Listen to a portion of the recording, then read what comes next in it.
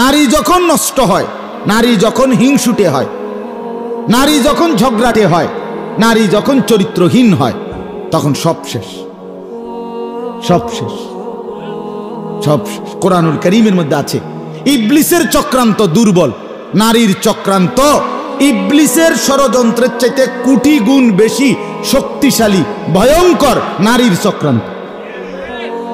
আর ঠিক না কইলেও ঠিক, মেয়েটা কোরআন শরীফের আয়াত।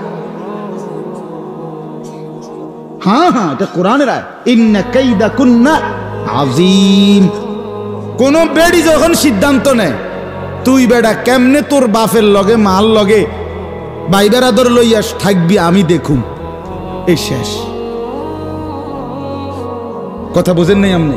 কোন মেয়ে মহিলা যখন সিদ্ধান্ত নেয় আমি তেজ আমাইরে তুই বেড়ারে আমি দেখাই দেব, সাই তুই কেমনে তোর মা বাপ লইয়া থাকস, এবার যে কোনো মূল্যে শেষ, পুরা ফ্যামিলি তছনছ।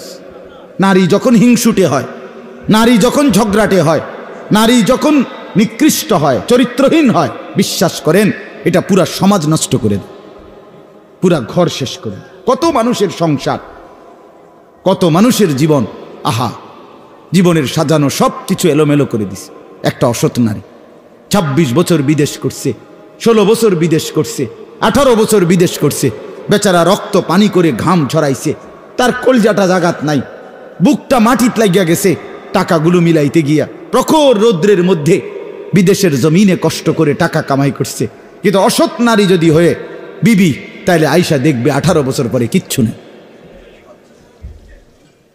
20 বছর পরে কিচ্ছু নেই। এজন্য এটা বড় গুরুত্বপূর্ণ। ছেলেদেরকে বলি, বাপ এটা মনে রাখো, তুমি কোনো মোবাইলের লগে সংসার করতে না, শেষ পর্যন্ত ফেসবুক তোমার স্ত্রী না। বন্ধু মনে রাখো এই দোস্তের কথা, আমি খোলামেলা বললাম ছেলেদেরকে, যারা অবিবাহিত বাপ, ফেসবুকের নর্তকী তোমার স্ত্রী হবে না, ইউটিউবের নর্তকী না।